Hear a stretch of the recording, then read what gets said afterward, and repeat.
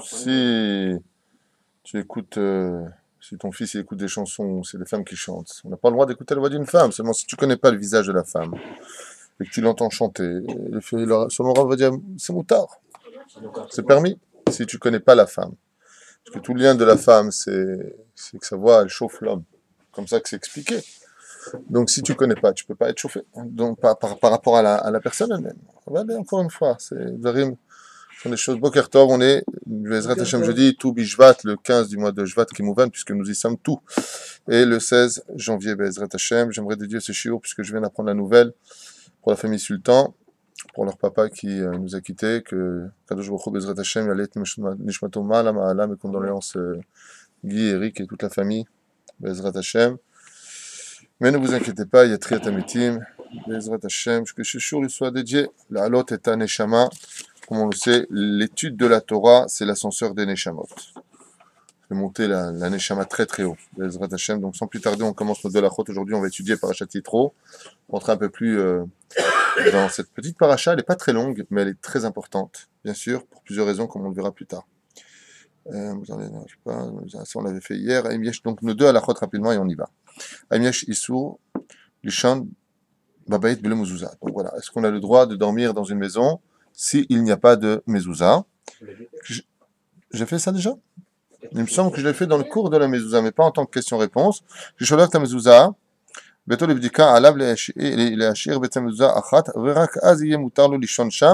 Si tu viens pour faire vérifier tes mezuzot, tu peux les retirer seulement, attention, tu dois laisser au moins une seule mezouza. Sauf dans un cas de force majeure, on pourra dormir dans un cas précis sans mezouza. Quoi qu'il advienne, si tu as pris la décision intelligente de faire vérifier au moins une fois tous les 3 ans ou une fois tous les ans, pendant le mois de Elul en général, c'est la période où ouais, tu nous fais un prix de gros, comme ça on peut avancer. Il faut acheter ma tzaddik. Eh bien, c'est donc important de le faire vérifier. Dans ce cas-là, tu peux prendre toutes tes mezuzot, seulement tu en laisses une seule. Car comme vous le savez, nous sommes peut-être des fois visités par des choses bizarroïdes la nuit. Et la mezouza a cette force extraordinaire de pouvoir leur dire « dégage d'ici », le qui plus est. Bien, c'est vraiment une grande mitzvah d'avoir une mezouza. Et on se rendra compte un jour, peut-être, que Dieu nous a laissé l'extraordinaire plaisir de pouvoir faire les mitzvot et non pas une galère de faire les mitzvot. C'est un cadeau d'Hachem. Amarshir Bait le Chavero, Amaskir, Slicha, qu'est-ce que j'ai ce matin? Bait le Chavero al, mi achov likba mezouza. Donc celui qui loue un appartement à son ami, qui doit mettre la mezouza? Est-ce que c'est le propriétaire des murs ou celui qui rentre louer l'appartement? C'est la question qui est posée. Asfocher Bait mi Chavero, חייב לקבוע במזוזה, לתקן שמה מקום גבוה אתה ואין בעל הבית חובה לתקן עבורו מזוזה, והטעם בזה, כיוון שחיוב המזוזה הוא חובת הדר בבית שתהיה לו לשמירה ולא חובה על בעל הבית. Donc réponse de Rav Yosef, basé Shulchan Aruch, si par exemple j'ai une maison, d'accord, et que moi je veux te la louer cette maison, qui doit mettre la mezouza? Par exemple, s'il y a des problèmes de tuyauterie, qui paye? C'est moi qui paierai dans ce cas-là. Toi, tu es le locataire. Donc la mezouza, c'est pas moins important que d'avoir un robinet d'eau à la maison. C'est même encore plus important. Donc qui doit mettre la mezouza d'après vous? Est-ce que c'est le propriétaire des murs ou est-ce que c'est le locataire? Donc pour Nissim, c'est le propriétaire des murs. Pour Émile, locataire. Pour Moshe, locataire. Non, la chova. Ça veut dire qu'ils vont au Bedin, il dit... C'est le locataire. Effectivement, la réponse, c'est le locataire et non pas le propriétaire des murs. Et voilà. Donc c'est pour ça que c'est important d'étudier les lois. Sans plus tarder, on commence la paracha de Yitro, Ba'ezrat Hashem. Donc on va parcourir comme ça les petits psukim. On va essayer de les expliquer. Question importante par rapport à ce que nous avions déjà dit hier sur Yitro. Comment est-il possible que Yitro se soit uniquement converti dans cette paracha? C'est-à-dire que nous avions vu avec Yitro, à la Vachalom, que c'était un homme qui avait de la réflexion, et qui avait surtout de l'honnêteté en lui. C'est la particularité de Yitro. C'est un homme qui est émet. D'accord? Comme la lettre émet de Anochi, qui est la première lettre du mot émet, car dans ce monde tout est émet, comme on le verra plus tard. C'est un homme de vérité. C'est un homme qui recherche à savoir, dans l'annulation de sa propre personne, quel est le vrai chemin dans la vie. Le reste ne m'intéresse pas. C'est un homme qui fonce. Donc si tu pars de ce principe, Yétro ayant entendu les 10 plaies d'Égypte aurait dû déjà se convertir. Pourquoi avoir attendu que les enfants d'Israël aient passé la mer Rouge? Qu'est-ce qu'a entendu Yétro? Les sages nous disent, la mer Rouge. Et pourquoi est-ce on nous parle de Amalek? Et puis pourquoi on nous parle de la faute du veau d'or? Si tu recherches le Hémet il était flagrant déjà à la 3e plaie d'Égypte, où les Égyptiens ont dit Etzba Elokim I. Donc Yétro aurait dû déjà se convertir au judaïsme, non pas attendre et attendre et attendre. Les sages nous disent que Yétro, à la Shalom, la raison pour laquelle il a attendu, c'est qu'il s'est réellement rendu compte de la valeur de ce que voulait dire être juif. Et qu'il s'est trouvé indigne de rejoindre une situation si élevée dans le judaïsme, c'est-à-dire que l'aïmouna des enfants d'Israël est tellement haute qu'il s'est vu impossible de franchir l'Himalaya. Moi, non-juif, je vais me convertir au judaïsme, faire la Brit Mila, rentrer au Migvé, c'est pas possible. Tu sais ce que c'est? Parce que c'est immense d'être juif, puisque Dieu se déplace pour les juifs. Tu me dis pourquoi? Mais voilà la raison pourquoi. Parce que Dieu, Dieu qui a créé le vide, l'univers, il se déplace pour nous, alors qui nous sommes? Il se dit, mais moi, comment je peux oser penser rentrer avec des habits de prince devant le roi des rois, puisque nous sommes appelés dans la Mishnah, Bene Melachim, nous sommes des fils de princes. Qu'est-ce qu'on est, nous? C'est-à-dire que ce qu'il faut comprendre, c'est que Yétro savait la vérité depuis le début, il a voulu se convertir, mais son humilité l'a mise en retrait. Comment puis-je penser un jour vouloir devenir juif? C'est de la chutzpah, c'est du culot. Comment moi, le non-juif, je peux devenir juif? Alors dans ce cas-là, toi, tu devrais me poser la question, alors pourquoi il se convertit à la fin de compte? Non, mais dans ce cas-là, s'il cherche le mettre depuis le début, comment? Là, il a pu être Avodazara. Il aurait pu être neutre en disant j'attends de trouver la vérité. Mais il a arrêté l'Avodazara. Pourquoi est-ce qu'il a arrêté l'Avodazara? Il a arrêté cette Avodazara qui lui était, comment dire, due comme étant du kavod, et puis parce qu'il a besoin d'oseille, et puis parce qu'il a besoin d'être respecté. Il n'était pas encore convaincu, tu sais. Il n'était pas encore à la recherche du Hémet. Il était à la recherche du Hémet, il a toujours été à la recherche du Hémet. La preuve en est, puisqu'il dira, Dieu est le plus grand de tous les dieux. C'est-à-dire qu'il admet qu'en fin de compte, les divinités qui étaient habitées par des démons qui s'exprimaient à travers toutes sortes de miracles, qui te disaient l'avenir ou qui étaient capables de donner le numéro du loto, donc c'est quand même incroyable ce qu'un pacte avec un démon peut t'occasionner, puisque sont mi-homme, mi-ange, comme on l'a expliqué dans le cours sur démon, esprit ou imagination. Eh bien, de la même façon, Yétro, lui, recherche le Hémet. Et quand il voit Hachem, quand il comprend Hachem, il dit, mais attends, c'est lui la vérité, c'est pas autre chose. Il n'y a que Dieu, le vrai Dieu d'Israël. Il n'y a que lui qui est à la source énergétique dans le monde. Dieu n'est pas énergie, puisqu'il a créé l'énergie. Donc, il ne peut pas être ce qu'il a créé. Vous comprenez bien que Dieu est tout sauf ce que l'on peut imaginer. Donc, Yétro, la question qu'on devrait poser, c'est dans ce cas-là, alors pourquoi il se convertit plus tard? Alors là, tu es humble et puis d'un coup, tu deviens orgueilleux. Alors, ça va pas. Donc, vous voyez bien qu'il y a une question ici qui se pose au niveau des pôles comment dire, de toute réflexion qu'un homme puisse avoir. Avant, je pensais que j'étais pas digne, maintenant je suis digne. Eh bien, la réponse est du fait que les sages nous disent que Yétro était persuadé que les enfants d'Israël avaient déjà atteint le summum absolu de la Emouna, qu'ils avaient atteint le 50e palier de pureté. Donc l'échelle avait déjà été conquise. Comment puis-je penser moi-même une fraction de seconde que je puisse atteindre des cieux aussi élevés? Ça, c'est la réflexion d'Yétro. Mais quand il a entendu à la mer Rouge, Vaishma Yétro Kiryat Yamsouf, et que seulement là-bas il a entendu Vaya Amin ou Bachem ou Moshe Avdo. Ils ont enfin cru en Dieu et en Moshe. Il a dit j'ai entendu Kiryat Yamsouf, pas Kavana, la mer qui s'est ouverte. J'ai entendu que les enfants d'Israël, ils ont commencé seulement à monter le premier barreau de la Emouna, ou le 10e barreau de la Emouna. Ça, par contre, pour moi, c'est rattrapable. Donc, je peux vite venir au Har Sinaï. Et d'où est-ce qu'on voit que les enfants d'Israël ont enfin atteint le summum de la Emouna, soit le 49e palier, ou le 50e, donc le dernier palier qui sera le jour de Shavuot, donc le don de la Torah, où là, Yétro apparaît, c'est que le verset nous dira plus tard, noir sur blanc, et regardez bien comme cela est marqué, si je le trouve, comme d'habitude, quand je cherche un truc, il disparaît, et quand je n'ai pas besoin, il apparaît, comme tout le monde. Ine anochi ba elecha ba'et anan, ba'avur ishma ha'am, afin que le peuple d'Israël écoute. Amecha gam becha ya'aminu le'olam.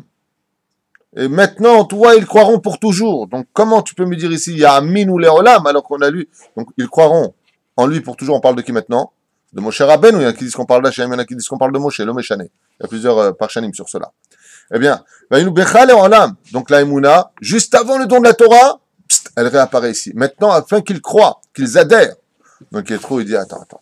Moi, si je suis pas venu me convertir, c'est parce que je savais que les enfants d'Israël, c'était quelque chose d'une telle dimension, un tel mérite d'être juif que, franchement, est-ce que j'ai mes chances, moi, là-dedans? Mais maintenant que j'ai compris que les enfants d'Israël, dans leur ascension vers le Har Sinaï, ne font que commencer à compter jour 1, jour 2, ce que nous faisons pendant la période du Homer. Vous comprenez ce qu'on est en train de dire? Donc, on voit ici la Kedusha des enfants d'Israël. Je vais vous donner une explication encore plus forte que celle-ci. Donc ça, c'est la première chose. Il a entendu que nous sommes sortis du pays d'Égypte. Donc, quand on lit la Torah, si vous regardez bien, la Torah, elle nous dit, bizarrement, alors que nous, on a écrit des commentaires à côté, alors que la Torah nous dit, qu'est-ce qu'a entendu Yétro, ceci étant dit, je vous rappelle. Qu'est-ce qu'on viendrait chercher des commentaires alors que Dieu lui-même nous dit, qu'est-ce qu'a entendu Yétro? Regardez bien. Vaishma Yitro Choen Midian, Chotel Moshe et Kol Asher Asa Elokim le Moshe ou l'Israël Amo, qui otzi Hashem el Ben Israël mi Mitzrayim. Ici, dans la Torah, sans Rashi, sans personne, on nous dit ce que Yétro a entendu.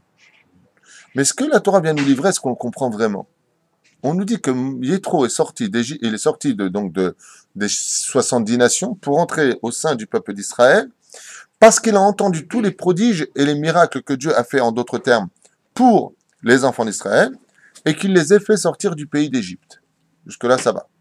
On est bien, tous d'accord. Très bien. Mais on a un gros problème avec ça. Si on devait être un peu sérieux, on a un très gros problème. Et lequel? C'est que dans la 3e paracha du livre de Bereshit, donc 3e paracha du commencement de l'histoire avant même que ne naisse le peuple d'Israël, nous avons la paracha de Lech Lecha. Et à la fin de cette paracha, pratiquement, nous avons le Brit Ben Abetarim. Ben Abetarim, qui est l'alliance entre Dieu et Abraham, sur lequel Akadosh Baruch Hu Ishtabar Shemo La'ad va convenir avec lui d'une situation de descente en Égypte, de libération des enfants d'Israël qui sortiront avec de grands trésors du pays d'Égypte. Et Dieu jugera là-bas les pharaons ainsi que son peuple. Donc, c'est ce qu'on appelle en hébreu Misrak Machour. Ça a été vendu à l'avance. Alors, comment tu peux me dire maintenant ici, Vaishma Yétro, écoutez bien cette explication parce qu'elle vaut le détour. Ça veut dire quoi, Vaishma Yétro? Bemet Matafasta Yétro. Nous avions expliqué que Yétro avait des réflexions extraordinaires. Il s'était posé la question, qui est ce chef d'orchestre qui laisse toujours à la plaie suivante de quoi dévorer la plaie d'après? Vous comprenez, quand le barad éclate toute la végétation, le barad laisse aussi un petit peu pour la plaie qui va suivre. Comme si qu'il y avait un chef d'orchestre à tout cela. Yétro réagit par rapport à ça. C'est un des commentaires du Sefer Imrechen, du livre Imrechen, qui explique que Yétro, dans les plaies, il a eu des réflexions. Mais par rapport à ce qu'on est en train de lire dans la Torah, il a vu que Dieu, il a fait plein de choses pour les enfants d'Israël, ouais, et qu'en fin de compte, Akadosh Baruch Hu va sortir les enfants d'Israël. Mais arrête tes bêtises. Mais enfin, en Kita Aleph, dans un gan, on l'apprendrait cette chose-là depuis la paracha de Lech Lecha.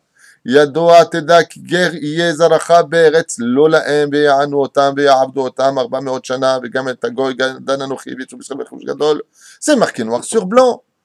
Alors, quel est le miracle de cela? Et pourquoi de l'autre côté? Le premier des 10 commandements, d'ailleurs, vous allez voir qu'il y a un rapport direct entre le Vaishma Yétro et le premier commandement.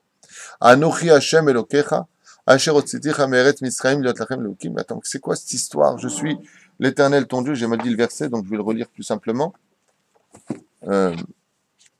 Voilà. Donc le premier verset nous dit Anochi Hashem Elokecha, Asher otziticha me'eretz Mitzrayim. Ah non, j'avais bien dit, mi bet avadim. J'avais parfaitement bien dit, j'ai fait preuve de trop d'humilité. Donc, pourquoi tu viens encore nous rappeler, Hachem, que tu nous as sortis du pays d'Égypte? Vous comprenez ce qu'on est en train de dire? Le matin et le soir, dans le Kiryat Shema, je suis l'Éternel, ton Dieu, qui t'a fait sortir du pays d'Égypte. Et la Torah vient ici nous dire explicitement que Yitro vient dans le judaïsme parce qu'il a vu que Dieu a sorti les enfants d'Israël du pays d'Égypte. Alors que depuis le début, il est convenu que les enfants d'Israël sortiront du pays d'Égypte. C'est ce qu'on appelle Misrak Machour. C'est un jeu qui a déjà été vendu. Alors, quelle est cette extraordinaire réflexion qu'a eu Yétro en disant « Moi, maintenant, je vais aussi sortir du pays ». Et pourquoi je vous dis cela? Parce que Pharaon, qu'est-ce qu'il dit à Moshe Rabbeinu quand il vient de sortir après 210 ans d'esclavage? Pourquoi? La main t'amafria la hamazé. Qu'est-ce que tu viens déranger ce peuple? Il n'a pas fini son labeur. C'est 400 ans. Donc tu vas me dire, attends, Pharaon, il sait qu'on était en Égypte pour 400 ans prévu par Dieu.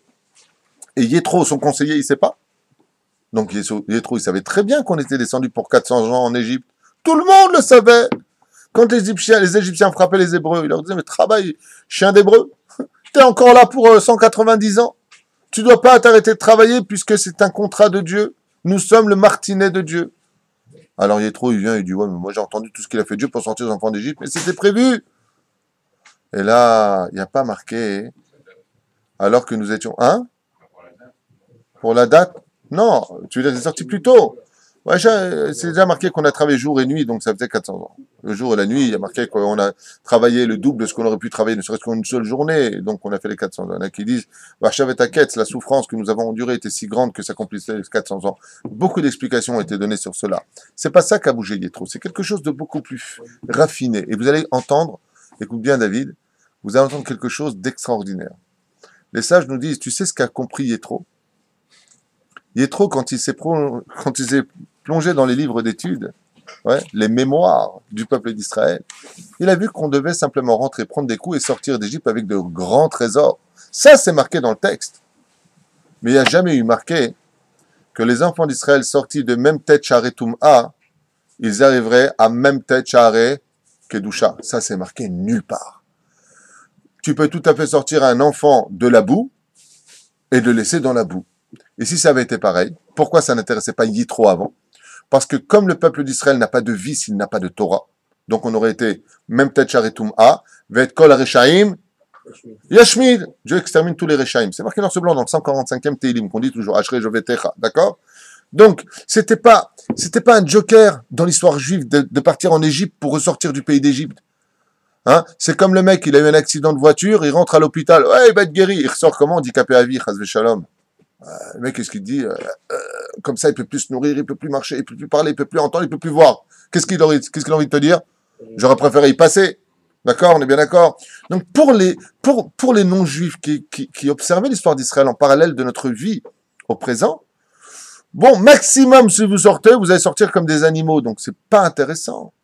Et ça, dans le Brit Ben Ametarim, c'est pas convenu que les enfants d'Israël devaient sortir dans les conditions de passer de l'état de béhéma, d'animal, à l'état de prophète. Ça, c'est promis nulle part. C'est un cadeau qui survient bizarrement dans la sortie d'Égypte. Et maintenant, on comprend pourquoi Dieu nous dit « Je suis l'Éternel, ton Dieu, qui t'ai fait sortir du pays d'Égypte tous les jours. » Parce que le cadeau de la vraie sortie d'Égypte, c'est pas d'être sorti de l'esclavage, c'est d'être devenus des prophètes. Des gens kadosh, des gens qui se sont élevés dans la spiritualité. Ça, c'était prévu nulle part. Et c'est ce qu'a entendu Yétro. Yétro dit, bon, ils sont sortis d'Égypte, c'était prévu. Mais où est-ce qu'ils vont? Pourquoi ils sont en train de parler maintenant comme des gens posés? Pourquoi est-ce qu'ils arrivent enfin à s'aimer les uns les autres, comme on le verra? Regardez, je tourne simplement la page. Quand on arrive au don de la Torah, regardez ce que les sages nous livrent. Regardez à quel niveau étaient enfin venus les enfants d'Israël alors qu'ils étaient en Égypte, ils se vendaient les uns les autres, comme le dit Moshe Rabbeinu. Mais pourquoi une telle souffrance? Ouais, ils sont partis rapporter à Pharaon. Regarde, c'est lui le juif qui veut nous sauver. Qui? D'autres juifs. Alors Moshe, il a dit, ah, j'ai compris quel niveau vous avez. Vous avez tout raté. Vous vous comportez pire que des animaux. Par contre, voilà, Vayasu kol ha'am yahdav. Ah, Vayahanu kol ha'am yahdav. Quand on arrivait au pied du Har Sinaï, on a tous répondu comme un seul homme. Comme dit Rashi. Ish echad, lev echad. Un seul homme et un seul cœur. Tout comme un homme intelligent ne se donnerait pas un coup de marteau dans le petit doigt. C'est un membre, le doigt, de par lui-même. Si je le coupe, c'est son membre. Mais si je le tape, je vais avoir mal. On a atteint le niveau de si toi, le juif que je ne connais pas, tu as mal, sache que moi aussi j'ai mal. Et ça, c'est marqué ici. Kulam belev echad be'ardut ahat. Aleph, disent les sages. Belokin a, sans plus aucune jalousie. Les losin a, plus aucune haine. Les logdolot, sans aucun niveau de moi je suis le président, toi t'es un bidon. On était tous humbles, tous au même niveau. Et ça, par contre, ce travail de morale que nous avons travaillé sur nous pour devenir des gens normaux, pour s'élever à l'état de moraliste, pour s'élever à l'état de kadosh, c'est prévu nulle part dans la Torah. Et c'est pour ça que le premier des 10 commandements, où Yétro va courir pour le prendre, c'est que en réalité, se cacher dans les trésors de tous les trésors de la sortie d'Égypte, au-delà de toutes les plaies, un miracle plus grand que toute l'histoire juive. Celle d'être capable de passer dans les mondes, minéral à végétal, végétal à animal, d'animal à homme. On le voit dans la nourriture, quand on l'élève. mais d'être capable de passer de homme à prophète, de rentrer en connexion directe avec Akadosh Baruch Hu, ça, c'était promis nulle part. Dieu n'a jamais dit tes enfants deviendront tous des grands prophètes. C'est marqué nulle part. Et la seule fois où on le verra, c'est dans cette période où à la sortie d'Égypte, tous deviennent des prophètes. Et là, Yétro a entendu la sortie d'Égypte. Il dit hop, hop, hop, hop, hop, hop. Dans les mémoires juives, j'ai compris que bon, Dieu il est toujours avec les juifs. Mais ça veut dire quoi être avec les juifs? C'est en d'autres termes, il peut rentrer en connexion avec eux à Pessah, à Shavuot, à Sukkot. Ça, c'est donné à personne. Et c'est pour ça qu'il est trop court pour prendre cette fameuse sortie d'Égypte dans les mains. Pas la sortie physique ou voire géographique, mais la sortie spirituelle d'un peuple qui va s'élever jusqu'au Har Sinaï. Cette fête, nous la commémorons tout le temps, le lendemain de Pessah. Quand nous commémorons donc le premier soir du Seder de Pessah, nous commençons nous-mêmes à compter jour 1, jour 2, jour 3, Sfirat à Omer, jusqu'à arriver au 50e palier. C'est pour ça qu'est venu Yétro. C'est pour la Sfirat à Omer. Comment c'est possible de devenir demain ce que je n'avais jamais été la veille? Ça, c'est pas possible. Quand tu as un curé, il est curé. Quand tu as un imam, il est imam. Quand tu as un bouddhiste, il est bouddhiste. Mais dans le judaïsme, tu veux passer de l'état de Rav à l'état de Chacham, de Roi HaKodesh, ou alors de Navi. Et si vraiment tu es en bas de Navé. Hein. Yitro, il est devenu Navi. Yitro est devenu Navi. Il n'est pas cité parmi les Nevi'im, mais on peut dire qu'il a atteint le niveau de Roi HaKodesh, oui. Et à quel moment on fait que Dieu lui s'est dévoilé à Yitro? Je ne sais pas quand Dieu s'est dévoilé à Yitro. Pour ta question, quand Dieu s'est dévoilé à Yitro, je ne sais pas. Ce que je sais, c'est que c'est plutôt Yitro qui a dévoilé Dieu. C'est Yitro qui a compris dans ses analyses que vraiment il y avait un créateur du monde. Pour moi, d'ailleurs je voulais noter ici, Yitro, quand on analyse le personnage, c'est le Ishmadaï. Comment on dit Amadaï? C'est un scientifique. Quand il vient et qu'on étudie un petit peu la biographie de Yitro, c'est un homme qui recherche par des moyens ou physiques ou mathématiques ou même métaphysiques, quoi qu'il advienne, il est dans la preuve. Et Yitro, c'est le représentant du premier homme de science qui dit Rabotai, c'est les Juifs qui tiennent la vérité. Et il n'a pas honte de venir le montrer aux nations du monde. Car il n'y a pas de controverse et il n'y a absolument pas du tout d'ambiguïté entre le monde de la science et le monde de la Torah. Les scientifiques ne font rien d'autre que de nous suivre en parallèle par leurs études, en se trompant et en se cassant constamment la figure, mais ils finissent tout le temps par nous rejoindre. Donc c'est aussi un couloir qui mène à la vérité. Car Dieu est dans la nature des choses. Dieu est aussi dans le rationnel. Yétro, c'est celui qui comprend que Bémet, il y a au-dessus du rationnel quelque chose d'irrationnel qu'on appelle le monde imaginaire. Dans le monde des sciences, ça s'appelle comme ça. Top, on va fermer cette parenthèse parce qu'on ne fait pas un cours sur comment Yétro a fait Tchouva, mais juste pour comprendre de façon plus profonde et beaucoup plus intéressante ce qu'aurait entendu cet homme que n'auraient pas entendu les autres. D'abord et avant tout, soit un homme de vérité. On compte à Yitro 7 noms, et on en compte 10 pour Moshe Rabbeinu Alav Shalom. Donc les noms de Yitro, je vous demande de les écouter. Reuel, Yeter, Yitro, Chovev, Chaver, ou Chever, si vous préférez, Kini, Poutiel. Vous avez entendu? Poutiel, c'est son nom. Ça te plaît pas, tu veux que j'enlève? Si tu veux chez moi. Moshe, lui, par contre, il s'appelle donc Moshe. Yered, Chever, Yekutiel, Avigdor, Avizachor, Aviz Noach, Tuvia, Netanel, Ben Levi. C'est son nom. Quel est le nom qu'ils ont en rapport l'un et l'autre? Chever. On a trouvé que chez Moshe Rabbeinu, dans ces 10 noms, il y en a un qui s'appelle Chever. On a trouvé chez Yitro que dans ces 7 noms, il y en a un qui est Chever aussi. C'est-à-dire que Moshe Rabbeinu Alav Shalom et Yitro ont une complicité. Laquelle? C'est que Yitro demande à Moshe Rabbeinu Alav Shalom de devenir son Rav. Hever le ithaber en hébreu veut dire se lier à un Rav.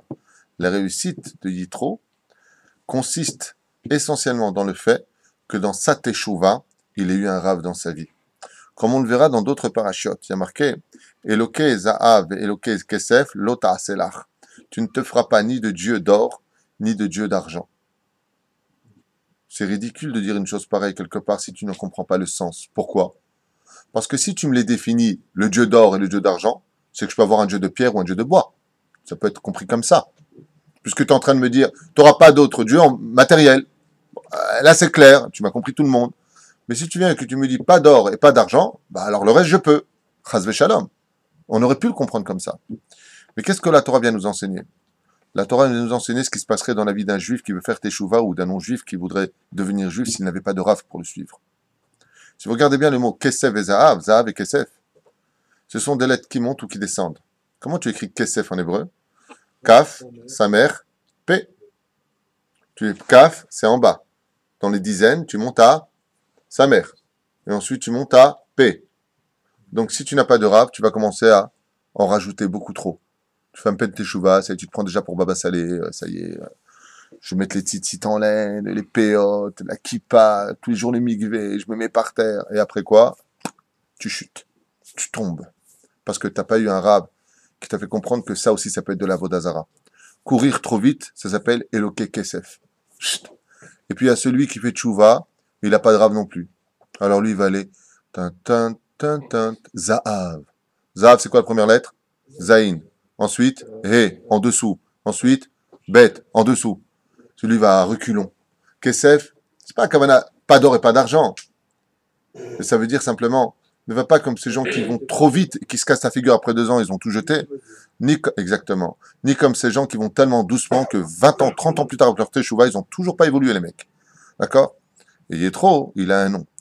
Chaver, ou Yada Leitraber el Moshe Rabbeinu.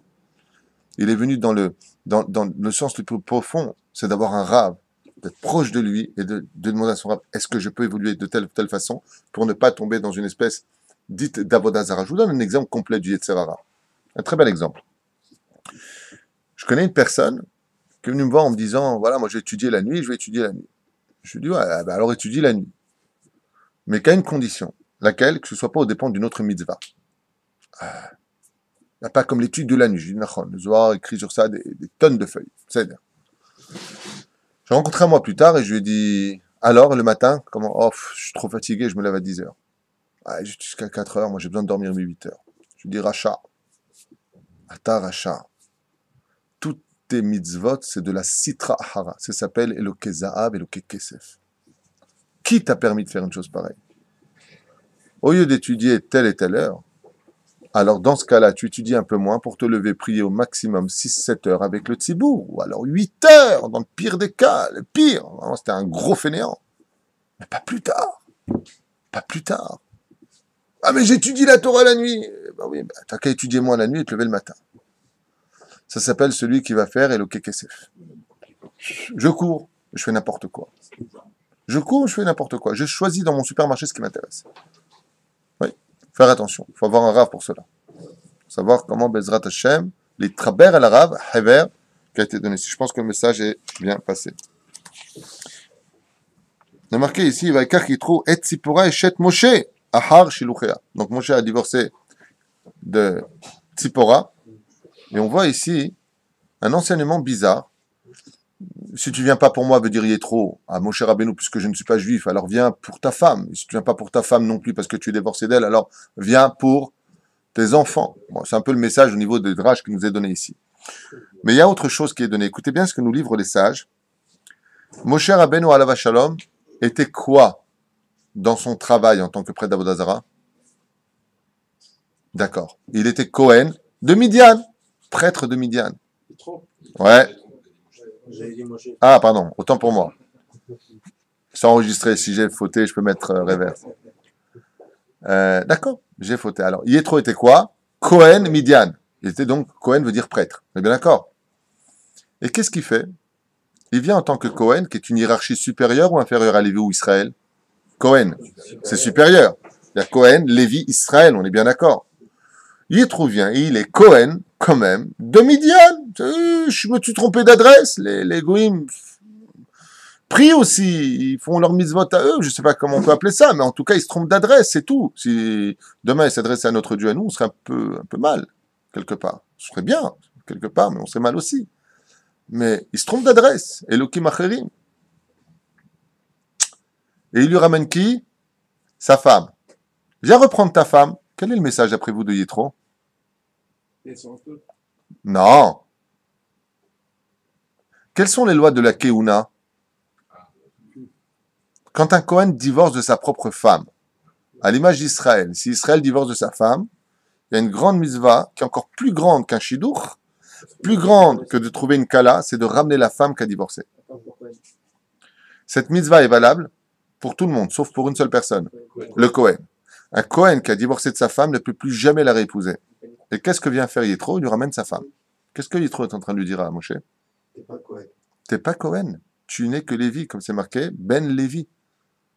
Mashma, moi je suis quand même Cohen de Midian. Je suis Cohen, je me suis gouré d'adresse, certes.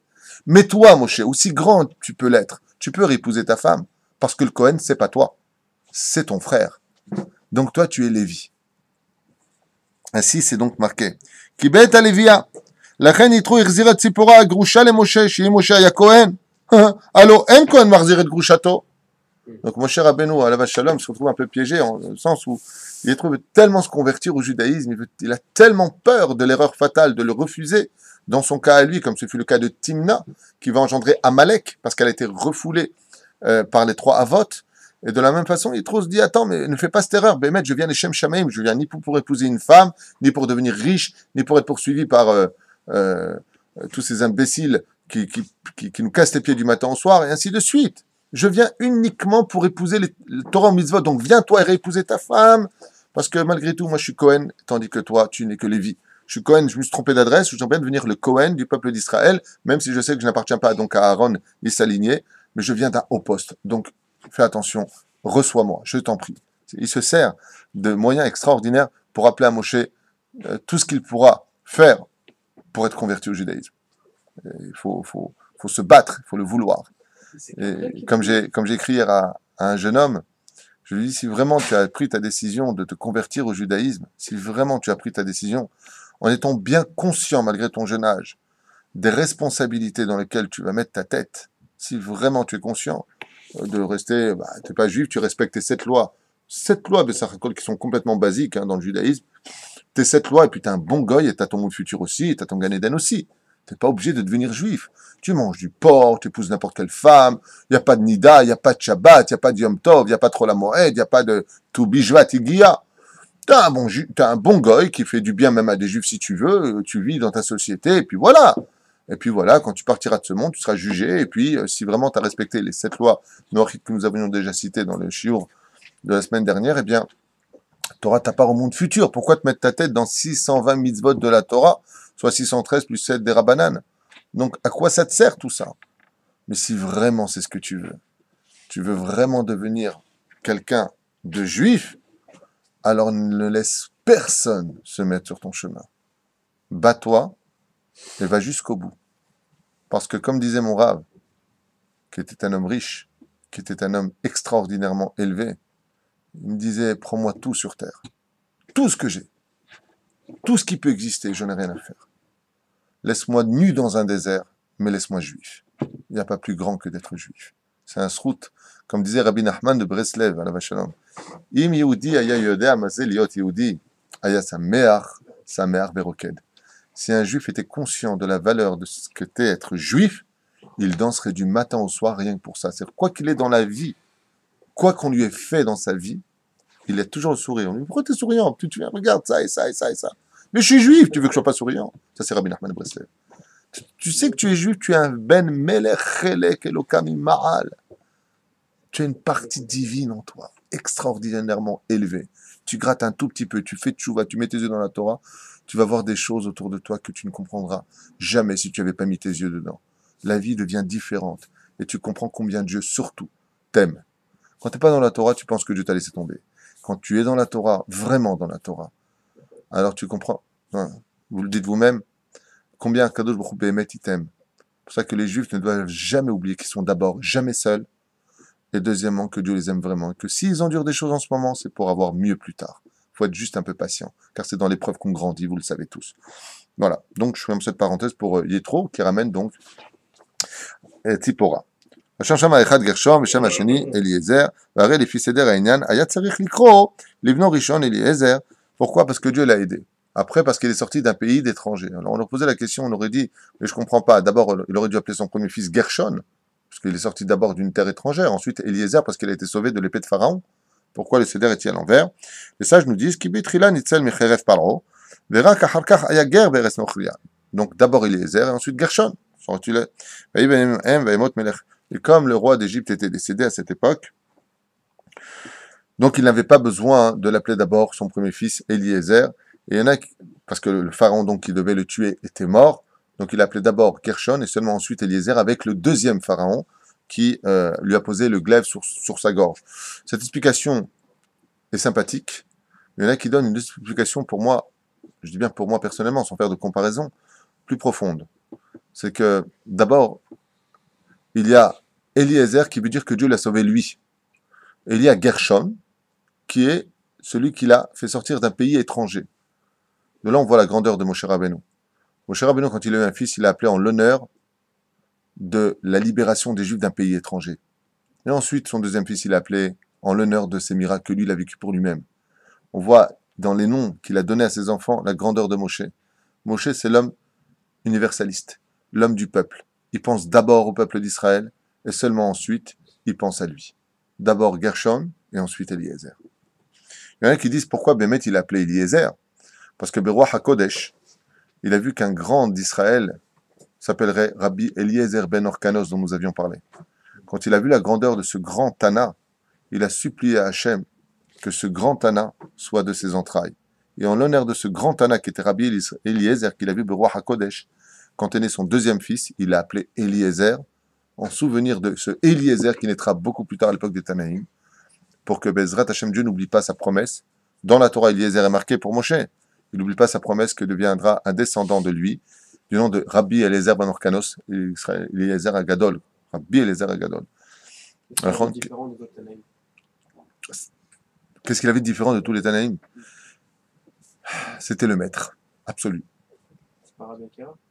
C'est son élève, d'une certaine façon. Il était contemporain, il était élève. Et Rabbi Eliezer a dit à Rabbi Akiva, malheur à toi qui n'es pas venu apprendre la Torah de moi. On pouvait considérer de très loin que Rabbi Eliezer pouvait être le maître absolu de tous les Tanaïm. Rabbi Eliezer ben Orkanos, il a expliqué un jour, alors qu'il venait de fermer les yeux, il a dit à Rabbi Akiva, si tous les roseaux étaient et les arbres étaient des plumes, et que tous les océans et les ruisseaux et les fleuves étaient de l'encre, ça ne suffirait pas pour écrire tout ce que je viens de voir en une fraction de seconde de l'autre côté du monde. Si vous saviez combien nous sommes ridiculement petits ici, et combien de monde existe de l'autre côté, le mot milliard ne serait qu'une poussière pour définir les mondes qui nous attendent. On est dans une dimension absolument fermée ici, dans une boîte de conserve. La Terre et l'univers que vous voyez, c'est profondément petit. Mais ça, c'est pas le sujet d'aujourd'hui. Comme c'est marqué, après, Ata yadati ki gadol Hashem mikola Elokim. Et de là, ici, il y a quelque chose de péjoratif. Pourquoi il y a quelque chose de péjoratif? Il est marqué, Ata yadati. Mazé Ata yadati. Ata imaïn. Maintenant, j'ai compris. Mazé, maintenant, j'ai compris. Quand tu viens, tu dis, ah, maintenant, j'ai compris. Ça veut dire quoi? Ça veut dire qu'avant, je n'avais pas compris. Tandis que chez le roi David, il est marqué, Ani yadati ki gadol Hashem mikola Elokim. Mais chez le roi David, dans les Télim aussi, c'est marqué là-bas. Moi, je sais que la différence entre le roi David, qui est né d'une âme juive, et Yitro, c'est comme je vous disais tout à l'heure, le scientifique face à l'homme de la Emouna. Nous, les juifs, nous avons en nous une particularité, c'est que nous avons une Emouna qui est naturelle. Tu peux prendre n'importe quel juif, n'importe lequel. Il peut se dire être athée, il peut se dire être non-croyant de ceci ou de cela, il peut se dire même être sélectionneur. Il suffit de pousser un tout petit peu des cieux, une petite épreuve, tout de suite il lève les yeux vers le ciel. On a une émouna, on est ma minime, béné ma minime. Nous sommes en réalité des croyants, fils d'une croyance, pas simplement de nos pères, mais les Mekoubalim nous disent, nous avons une âme qui croit d'elle-même. Comme dit Rabbi Nachman de Breslev, qu'est-ce que c'est un rachat? C'est la émouna quand elle a été mise en prison. Donc il déteste celui qui est libre, donc le religieux. Par contre, chez Yitro, il y a marqué Ata yadati. Maintenant, j'ai seulement compris. Chez les non-juifs, la culture de la croyance est une culture qui doit se confectionner par la logique des choses. Quand j'aurai compris, je ferai. C'est pour ça que les nations du monde, quand ils voient les juifs faire une mitzvah, c'est tout de suite « Mais pourquoi vous faites cette mitzvah, vous ?» Par contre, quand un juif dit cette phrase « Pourquoi vous faites cette mitzvah ?» Comment on l'appelle? Racha. C'est ce que vous dites le soir de Pessah. Racha, Maou, Omer, Ma avoda azot lachem. Lachem velolo. Qu'est-ce que vous faites, vous, comme travail? Pourquoi vous faites ça? Il se sort du lot. Ça s'appelle un rachat. Parce que ça contredit un peu ce qu'on a dit. Pourquoi? Parce que ça veut dire que ça abaisse. Il y a rien de grand là-dedans. Il a fallu qu'ils comprennent, qu'ils viennent. Alors, je te pose une question. Qui est le plus grand? Celui qui, sur une distance de 200 mètres, partirait à 100 mètres de la ligne, ou celui qui part à 200 mètres en arrière? Eh bien, Yétro vient de 200 mètres en arrière, il n'est pas plus grand que nous. Ah. Nous, on vient déjà dans la naissance avec une Emouna qui est comme un tamponné chez nous. Elle est belle. Lui, il vient sans Emouna. Lui, il vient avec son Sechel. Il vient avec sa logique à lui. Son mérite est encore plus grand quelque part. Nous, c'est inné. Nous, on vient avec une Emouna qui est innée. La preuve en est, tu peux t'assimiler autant que tu veux en France, quand tu es juif, on dira sale juif. Hein. Même si tu es marié avec Fatima et que tu as voulu perdre ton monde futur en 2 secondes, un juif, c'est un juif. Et s'il oublie trop vite, on peut lui rappeler très facilement, ou avec des étoiles à l'époque, ou comme aujourd'hui avec l'autre imbécile. Lo alenu velo alechem.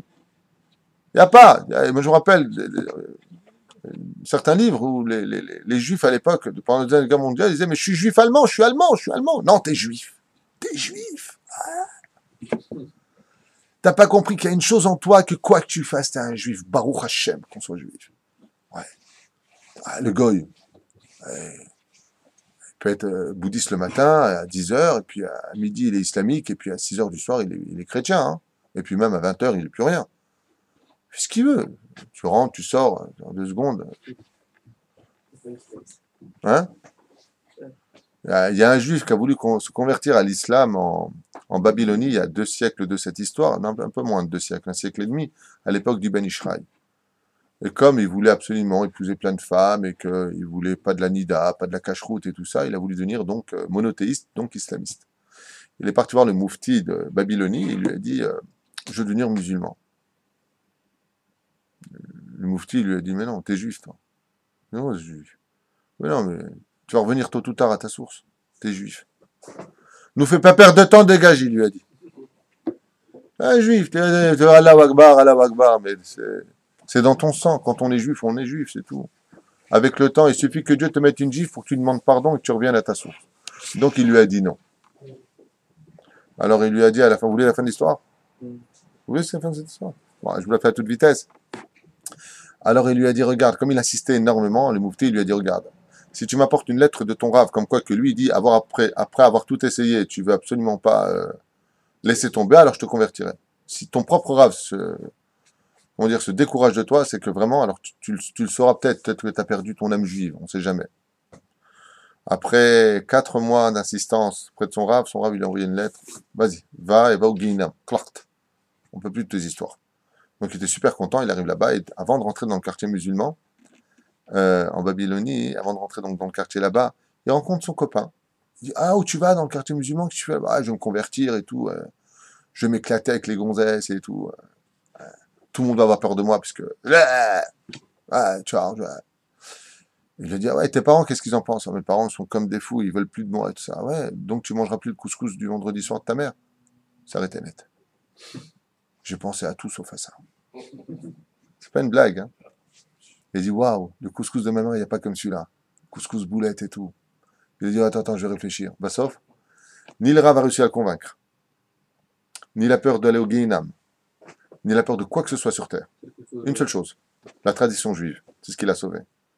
À table, le repas, avec nos salades à nous, notre façon de faire à nous, notre épice du Shabbat. Rien que pour ça, comme c'est dit le Ben Ishraï. Il est revenu à la table du Shabbat parce qu'il y avait les épices du Shabbat dans le plat qui se trouvent nulle part ailleurs. Même si les Arabes savaient aussi faire le couscous, ils n'ont pas notre épice.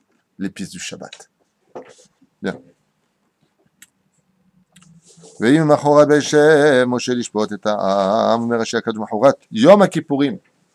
on voit le niveau des enfants d'Israël. Il y a marqué, et il fut de quoi?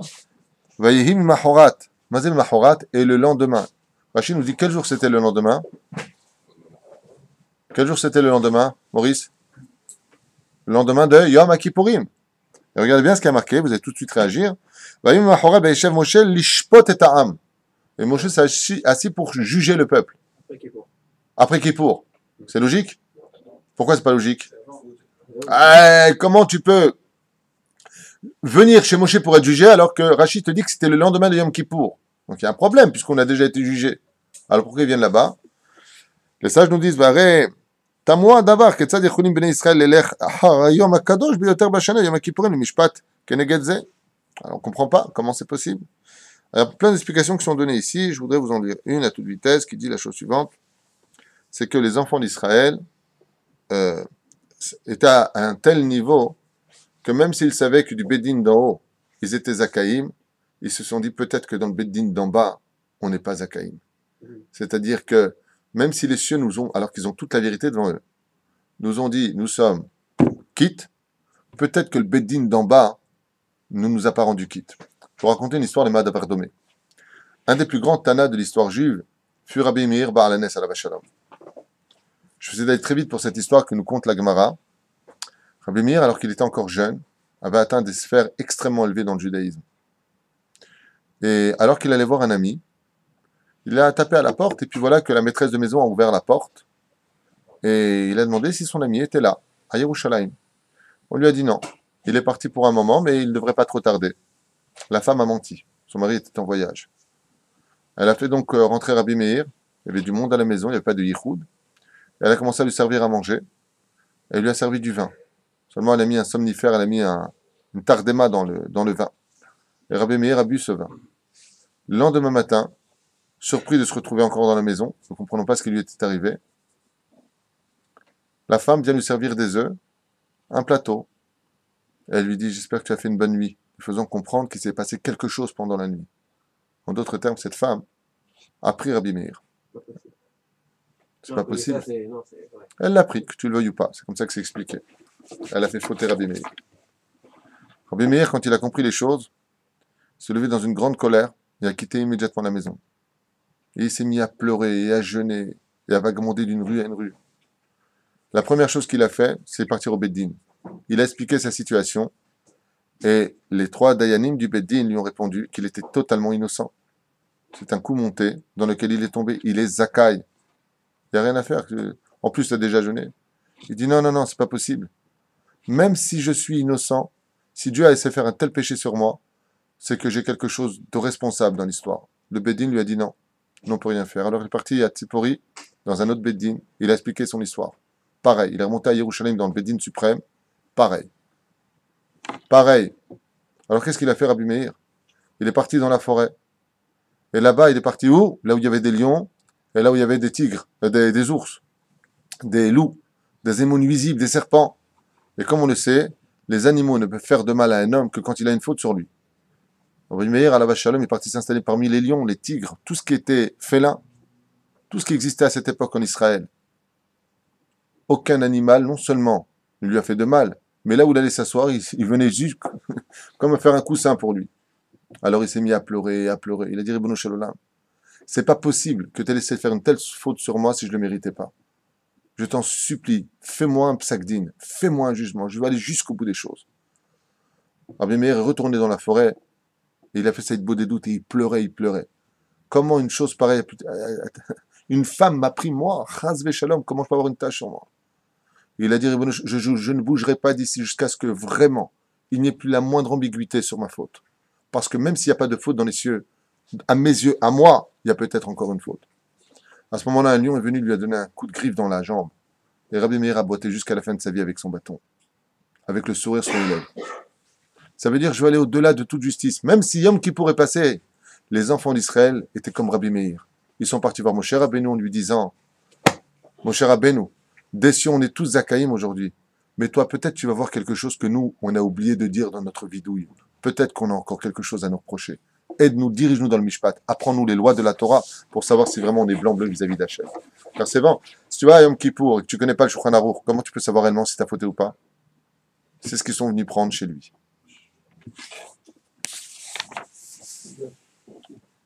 On s'arrête ici et on continue. On a encore 5 minutes, non? D'accord. Parce que je vous sens un peu pressé ce matin, Dafka. On voit aussi la grandeur de Yitro à la Shalom dans sa façon de s'exprimer. Comme il le dit, Baruch Hashem. La première fois on voit un homme dire Baruch Hashem, et aussi Baruch lequel Elion, c'est Yitro. En quoi Yitro ici se distingue-t-il dans la paracha? Comme il dit, si je me retrouve le verset Be'ezrat Hashem, parce que ce que je vous dis, c'est quand même pas mal de tête, pour ne pas chercher dans les livres Yoter Midaï. Il y a marqué comme ça.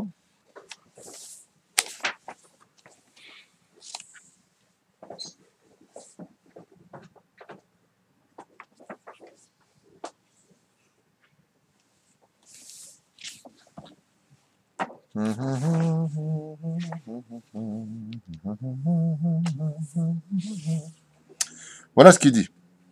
Vayavumitro, les kradna, les shalom, ça s'appelle ok, Vayomer Paro. Voilà, c'est marqué là. Vayomer Yitro Baruch Adonai, Asher Itzil Etrem miyad Mitzrayim ou miyad Paro, Asher Itzil et Ha'am mitachat yad Mitzrayim. Baruch Hashem. Vous avez marqué que dans le peuple juif, il y a une façon de parler à Dieu. Chez les anges, il y a une façon de parler à Dieu. Yétro est le premier à instaurer une nouvelle dimension. Laquelle?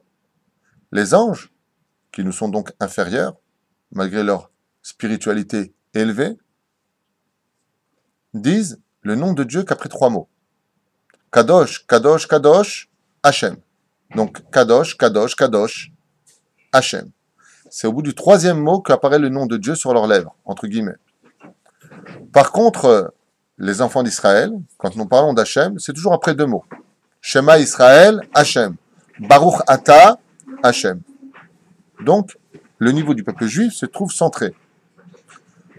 Le converti, quand il rentre dans la Torah, le premier donc grand converti de l'histoire juive, bon, il y a eu Abraham, bien entendu, avant, mais dans les nations du monde, en tant que peuple d'Israël face aux nations du monde, c'est Yitro le premier. Qu'est-ce qu'il dit? Baruch Hachem. De là, tu vois que le fil se raccourcit énormément. Yitro est celui qui ose dire le nom de Dieu après un seul mot, alors que nous, c'est 2 mots, et les anges, 3 mots. Pour vous donner un petit peu la notion de ce que peut faire un converti dans le judaïsme, comme le fut le cas de Rabbi Akiva, Rabbi Meir Balanès, qui sont des fils de convertis, ils peuvent lever l'étendard d'Hachem à un niveau plus proche que nous-mêmes en tant que juifs. Cette proximité, c'est marqué ici en Remez, Baruch Hachem, et non pas Baruch Ata Hachem. Cette parenthèse sympathique quand même pour la connaissance, on va dire comme ça. Et adavar akaché, yavinu el Moshe, et vechol adavar akaton, ishputuem. Et là, on se pose la question vis-à-vis de l'hébreu. On a un problème. Si on va jouer à un jeu, vous connaissez ça, vous devez trouver un mot, mais j'ai pas le droit de prononcer ni un synonyme, le tabou. Ouais. Si je dis katan, gadol, il a fait. Si je dis kal, facile, caché, dur. Donc, ce qui correspond à l'un correspond à l'autre. Regardez bien le verset. Et adavar akaché, yavinu el Moshe, vous l'apporterez à Moshe. Vechol davar katan, ishpetuem. Ah, ça va pas. Si tu me dis caché, tu aurais dû me dire kal, facile. Ou si tu me dis katan, tu aurais dû me dire caché, gadol. Moi, je suis le Rav jusque jour. Adavar gadol yibu elecha. Pourquoi tu me dis gadol, caché? C'est quoi ça? Parce que chas v'shalom, chez les non-juifs, quand ils jugent, ils ont Bet Mishpat HaShalom, Bet Mishpat HaElyon, Bet Mishpat, ils ont plein de choses comme ça. Mais chez nous, c'est pas possible. Il n'y a pas de Gadol et Katan. Ça peut pas être comme ça. Il y a ce qui est difficile à juger, c'est-à-dire, est-ce que tu connais parfaitement les lois pour juger cette situation? C'est caché, c'est dur. Est-ce que tu as toute la connaissance de Choshen Mishpat pour juger cette situation? Et les choses qui sont simples à juger, alors que c'est pour les juges, voilà ce que cela veut dire. Mais quand tu aurais marqué, si vous avez marqué les choses qui sont petites et les choses qui sont grandes, qu'est-ce que ça voulait dire? Bon, écoutez, combien vous a volé, lui? 100 shekels? Allez au Bet Mishpat, à la petite Bet Mishpat, là-bas. 1 million de shekels? Allez là-bas. Ça, c'est non-juif. Les petits trucs, ça, c'est pour les petits juges, ça, c'est pour les grands juges. Chez nous, celui qui vole 100 shekels, 1 shekel, c'est comme qu'il a volé 10 millions de shekels, 1 milliard de shekels. Un vol, c'est un vol. Comme c'est marqué d'ailleurs ici, il est dit noir sur blanc. Shekar d'un pruta, comme c'est marqué ici. Sheken din pruta, kedin mea. Le Talmud nous dit, voler une pruta, c'est-à-dire la monnaie minimale dans ce monde, c'est comme si tu as volé 100. C'est-à-dire là où tu peux acheter beaucoup de choses avec. Mazé Michel, tu as volé quelque chose qui a de la valeur. Il n'y a pas de gadol katan. Mais pour rentrer dans la complexité des témoins, pour juger, si c'est un petit truc banal, n'importe qui va le juger. Donc en d'autres termes, c'est sur la réflexion du jugement que ça devient caché ou petit, mais non pas de gadol à katan. Et ça, c'est le conseil que viendra donner Yitro. Regardez dans quoi est rentré Yitro. Les conseils des nations du monde. Le problème que nous avons entre Yitro et les nations du monde, c'est que les nations du monde, comme les Américains, les Français, je ne veux même pas en parler, sont les gens les plus immoraux qui existent dans l'histoire. Ils font tout ce qu'ils nous reprochent en se voilant la face de ce que nous faisons dans la moralité des choses. Alors qu'aucun peuple n'aurait accepté de subir ce que nous subissons, de vivre ce que nous vivons. Attendez que l'islam lève la main sur la France, commence vraiment à frapper, nous verrons. D'un coup, l'armée agit, ce qu'ils ont reproché à la Syrie ou à l'Égypte. Nous verrons la morale des nations du monde, comment elle réagira. Nous savons, et nous connaissons l'hypocrisie du porc. Tu as peut-être le sabot fendu, mais tu n'es pas un ruminant. Tu es toujours en train de montrer aux autres la patte, ça veut dire quoi faire. Mais toi, tu es quoi? À part vendre les Juifs de France, qu'est-ce que tu es? Tu nous reproches d'avoir fait des choses, mais regarde ce que tu as fait de ta vie, toi. Et ça, c'est la force de Yétro. Yétro est celui qui donne le conseil, le bon conseil. Au Moshe Allah et la Elohim, hein? Le peuple n'a pas suivi, il faut le peuple Midian. Il n'y a aucun de Midian qui a été suivi. Il y en a beaucoup qui ont suivi. Et les convertis qui n'ont pas pu joindre le Har Sinaï seront les convertis de l'histoire des 6000 ans, comme on l'avait déjà expliqué sur les convertis. Beaucoup de gens sont venus même de l'autre côté du globe de la Terre, parce que toutes les eaux se sont ouvertes. Ils ont tous compris que le miracle de la mer Rouge, qui ensuite suivait des 50 jours qui donnaient le don de la Torah, tout le monde a voulu venir. Mais quand tu venais de l'autre côté, il n'y avait pas d'avion, et même s'il y avait un avion, c'était trop court. Donc, ces gens qui ont commencé le chemin de la conversion, et qui sont morts sur la route parce que les portes du Sinaï s'étaient fermées, eh bien, ont pleuré, et ces larmes les ont reconduits à se réincarner dans ce monde pour pouvoir se convertir au fur et à mesure des ans. Voilà. Un converti d'aujourd'hui, ce n'est rien d'autre qu'un converti de l'époque du Sinaï, pour lequel Dieu lance un message. Chaque fois que vous voyez trop, n'oubliez pas que ceux qui veulent se convertir peuvent encore continuer leur chemin tant que le Messie n'est pas arrivé. Le jour où il arrivera, messieurs, c'est définitivement fermé. Voilà. Je m'arrête là. Demain, Bli Neder, nous continuerons sur les extraordinaires secrets ici de la paracha de la semaine. J'espère que cette Torah se vivra en dehors de nos murs. Bezrat Hashem, il est trop une grande paracha, le don de la Torah. Et demain, Bli Neder, peut-être les 10 commandements avec Rashi à faire et à refaire pour comprendre Bezrat Hashem, les dimensions qui nous sont offertes dans une Torah éternelle pour une Neshama éternelle. Kol Tov.